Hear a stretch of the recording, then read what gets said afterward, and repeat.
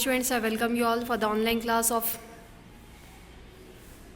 economics. Today we will be going to start the sixth chapter of our IED, that is rural development chapter. Student, rural development has, after the human development, the human capital formation chapter, the next is the rural development. Definitely after the human resource development has been done, rural areas development was also the need of the particular country's development, so rural development has been done. So let us see what was the rural development, what was the remedies, what was the programs implemented by the government for making the development of rural areas, because rural areas people plays a very vital role in the development of our economy. As agriculture is the main occupation of our country, which is done in the rural areas itself. People from the rural areas are also indulge in different occupations also which are exported from our country to outside country. Let us have the deep explanation about the rural development. So this is the index of the particular topic which we will be going to start. What is importance of rural development, then we will be going to learn the rural development concept of rural development, then the key issues in rural development, then the rural credits meaning, sources of rural credit, rural banking, etc. Then we will be going to learn agriculture, marketing and organic farming. So this chapter is big. Let us have the particular topic one by one. Introduction. Student, importance of rural development. Introduction itself, it has been explained the importance also about the rural development. The development of the village and the remote areas where people never think to settle, it is known as rural development. Mahatma Gandhi once said that the real progress of India did not mean simply the growth and expansion of industrial urban centers, but mainly the development of rural areas, of the especially the villages, because our country constitutes of rural areas more as compared to urban areas. This rural area development only has converted it into urban area. This idea of village development being at the center of the overall development of the nation is relevant even today. Much significance is attached to rural development because agriculture is the mainstay of Indian economy because of its high share, its employment and livelihoods creation. Agriculture sector continues to support more than 500 million people, providing employment to 51% of the workforce. Agriculture plays an important role in the development of industrial sector. It provides raw materials like cotton, wood, sugar canes, jute, oilseeds, etc. to the manufacturing industries. Agriculture provide food grains, etc. So importance of rural development, I think it is clear. Has our population, maximum population of our country stays at the rural areas, and the main occupation of the people is agriculture. So their development is needed, because if India's development is needed, this 2/3 part of the India's rural development is needed. And our whole country is dependent on the agriculture product, which is mainly produced in the rural areas only. So agriculture sector continues to support now also the billions of people. So because of that, their development is needed. 1/3 of the rural areas lives in abject poverty. It is essential to develop rural India if our country has to progress. Means they are permanently poor. Their condition has to be settled, because if their condition, this 1/3 of the rural areas are not will be settled, our economic progress will be still lying idle. It will not be done. So rural area development is needed for the development of our nation. It is must be the priority of the government, because urban areas development can be done by the people of that urban areas, and industrialization is also easier. But what about rural area? Their development, their progress, which is must, and it is not done easily by the individuals and the private organizations. So there the government must play a vital role. Rural development, concept of rural development. Student, rural development is a comprehensive term which essentially focuses on action for the development of areas that are lagging behind in the overall development of the village economy. Although the share of agriculture sector's contribution to GDP has declined, the population dependent on this sector has not shown much fall. Another reason for the decline in the growth rate of agriculture sector has been in the decline in the public investment in this sector after the reform. So concept of rural development is that rural development is needed for the development of the nation. It is a very big program, because it is not so easy as we are thinking.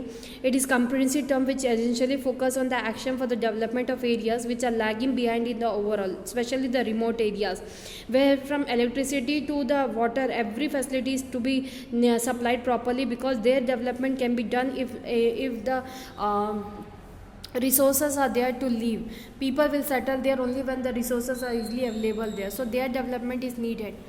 Key issues in rural development, when we say students, some of the areas which are in need of fresh initiative for rural development are development of human resource like literacy, more specifically female literacy, education and skill development. Development of human resources like health, addressing both sanitation and public health. Sanitation is very important, very much student, because from the very earlier time people were not having the sanitation at their home. Now because of government reforms, sanitation is there in every house, and from that point of view, now the village people are not so unhealthy. Their health is hygienic, and they are also healthier now. Honest implementation of land reforms has been done for the rural development of the productive resources in each locality. Infrastructure development like electricity, irrigation, credit, marketing, transport facilities including construction of village roads and feeder roads to nearby highways, facilities for agriculture, research and education, extension and information dissemination. Special measures for elevation of poverty and bringing about significant improvement in the living condition of the weaker sections of the population. There is a need to emphasize access to productive employment opportunities. All this means that farming communities have to be provided with various means which will help them to increase the productivity of grains, cereals, vegetables and fruits.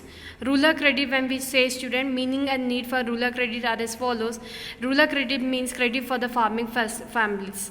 Farmers need money to buy additional land, implement and tools, fertilizers and seeds, paying off old debts, personal expenses like marriage, death, religious ceremonies, etc. There are various programs of the rural peoples also.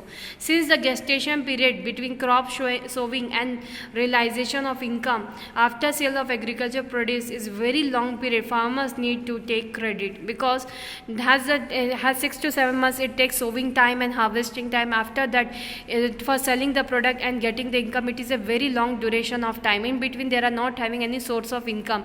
Instead of that, they are having expenditure and expenditure. So how could they bear it? By the credit. So there is a very important and very need of rural credit to be there. Lack of proper and timely agricultural credit is one of the most crucial causes for backwardness of Indian agriculture. Farmers require credit for various purposes which are listed below: long-term credit, medium-term credit and short-term credit. Long-term credit, when we talk, it is required for permanently acquiring assets like tractors, land, costly equipment, tube wells, etc. for the farms. These loans are for a period of 5 to 20 years. Medium-term loan, when we talk student, it is required for about 1 to 5 years period. It is required for digging wells, buying machinery, etc. Short-term credit, when we talk, it is required for buying seeds, tools, manures and fertilizers. This credit is given to the needy borrowers by corporation, money lenders and banks. These loans are for a period of 6 to 12 months. Sources of rural credit, when we talk student, there are the various sources for providing rural credit. Prior to independence, farmers were exploited by the private traders in many ways, such as while selling their products to traders, farmers suffered faulty weighing and manipulation of accounts. Means, as they were illiterate, people were false measures, faulty measurements, weighting like 5 kg, they are saying 1 kg, like was cheat were done to the farmers because of their illiteracy. And manipulation of accounts also, as they are paying the money but still the account is not, a transaction is not showing in their account. Farmers who did not have the required information about the prevailing prices or were often forced to sell at low prices also, because their life was limited to the farm. They were not knowing about the market. So because of that also, they were getting cheated by the market traders. They were purchasing from them at very low cost and they were selling at very high cost in the market. Lack of storage facility did not allow farmers to keep back their produce to fetch a better price. State intervention thus became necessary to protect the small and marginal farmer from such exploitation. In 1969, India adopted social banking and multi-agency approach to adequately meet the needs of rural credit. The various sources can be classified into two groups. One is non-institutional source of informal sector and second is institutional sources of formal sector. When we talk about non-institutional source of informal sector to provide credit to the farmers, these are those organization, or you can say there are the money lenders, those who are not having any organization also, the traders and commission agent, landlords, relation and friends. They were providing source of income to the source of credit to the farmers. Money lenders plays a very important role as far as credit requirement of agricultural sector is 1951 to 52, and presently it is 30%.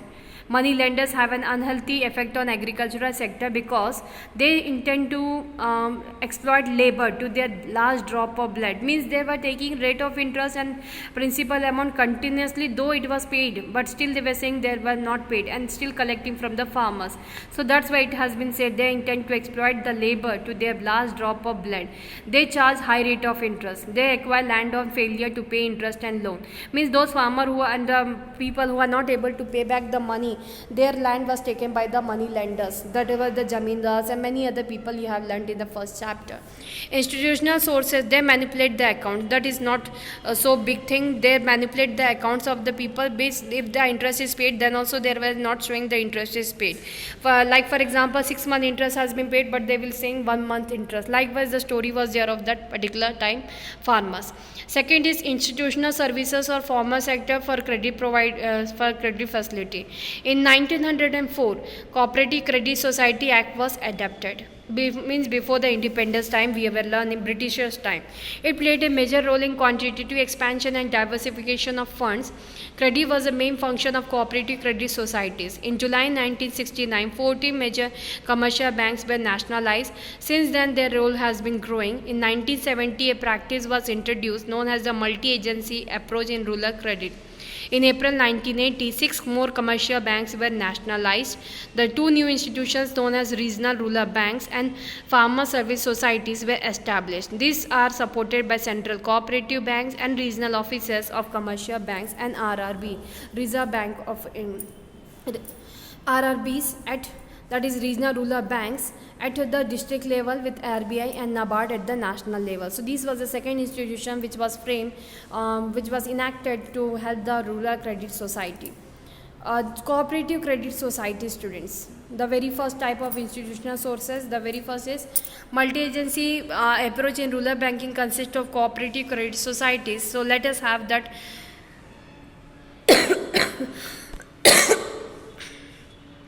Efforts are being made to make cooperative societies more efficient because of its motive of social welfare and betterment of cultivators.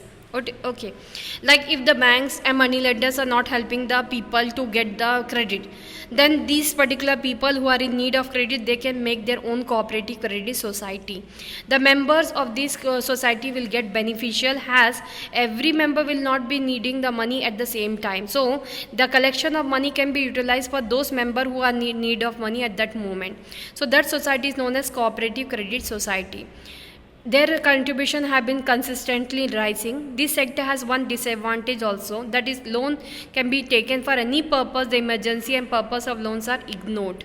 Means the subject matter of taking loan is not seen in this particular society. That is the drawback of cooperative credit society. Sometimes people can take the loan for unnecessary things also, that is ignored. Hence they have not been able to prove themselves to be good and viable substitutes of money lenders. There are 2 separate wings of the cooperative credit structure, one fulfilling the short-term needs and the other managing the long-term needs. These are as follows. Primary Agriculture Credit Society, when we talk, it operates at the village level and maintains direct contact with the farmers to fulfill their short-term needs for its own requirement of finance. It is linked to a credit cooperative society which operates at district level. At present, there are 355 such banks with a membership of about 8 lakhs. Land developmental banks. This comes under the category of long-term loan needs. Their other names are land mortgage banks and agricultural developmental banks. By 1920, all states had this bank to cater to the long-term needs of the farmers. These banks have diversified lending for other equally important productive purposes. One of these is subsidy to agriculture. So that was a land development bank. The basic purpose was to make the development of the land area so as to do the farming. This is also known. These banks are known as land mortgage banks also, and agricultural developmental banks also. Functions of cooperative sector when we talk student, to provide timely and increased flow of credit to the farmers, to reduce and generally gradually eliminate the money lender from the rural scenes, to provide credit facility to all the regions of the country, that is reduce regional imbalances, to provide adequate credit support to areas covered by special programs, that is functions of cooperative sector. That is timely and increased flow of credit to the farmers is basic thing, and reduce and gradually eliminate the money lender from the rural scene. The next is weaknesses of cooperative sector. When we talk about weaknesses of cooperative sector, these have remained financially and administratively weak, and consequently have been unable to provide the needed credit to farmers. In the case of primary agricultural credit societies, PACs, they have social areas of, there are small areas of operation and less membership. Due to less business, their income is very low and they cannot keep proper staff. So that is the weakness of cooperative sector students, that have remained financially and administratively weak, and consequently have been unable to provide the needed credits to farmers. That is the weakness of cooperative sector. For the purpose of what they had made, that was not fulfilled. Primary agricultural credit society, when we talk, they have small area of operation, means the area which they are covering is not enough to fulfill the objective of formation of that society. Membership is also less. A large part of this society is managed by large farmers. When we talk about large farmers, the small farmers are not beneficial by this. They are deprived from these benefits. There are serious regional imbalances. Definitely, there was imbalance still existing observed in their growth. Out of the total loan, 70% is accounted for by only 8 states. Even in these states, some areas have not been adequately covered by cooperatives. They depend more on external sources of finance, which is not a good and healthy sign for the development in future. The other problems is related with recovery of loans and advances. The overdues are large and growing. They suffer from inadequate organization and lack of managerial efficiency. Most of them are weak. Some of them face the problem of gainful utilization of their funds. They have to keep surplus funds with the commercial banks in short-term deposits. Commercial bank student, when we talk about commercial bank, these provide loan for all agricultural operation and allied purposes. This may broadly be classified into direct advances. It may be for short term, medium or long term.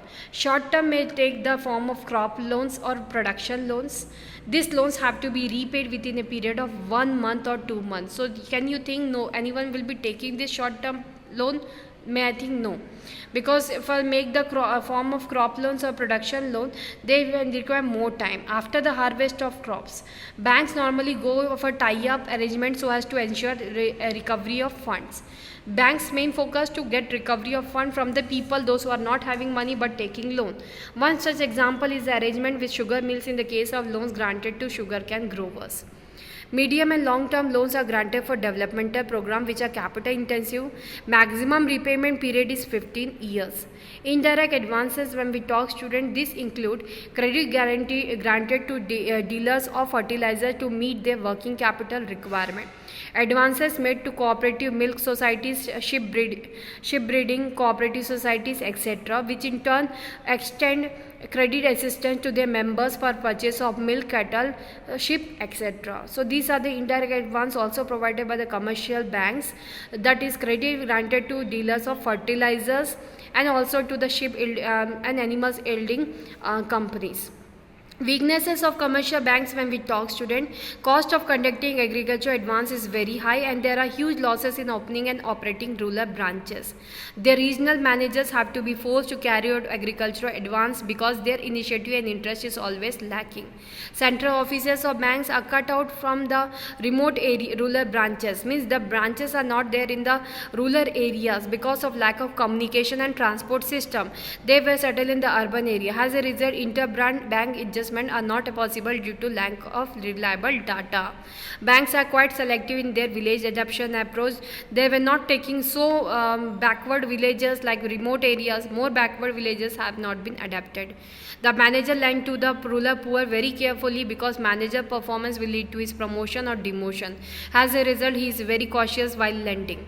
Proper feedback system is absent. There is no linkage between bank credit and use of it is raising productivity. The rural rural branches of commercial bank have not been able to mobilize the savings of the rural population. So this was a commercial bank student in the field of credit providing. Next class we will be going to learn regional rural banks and the other topics. Thank you for today's class. Have a nice day.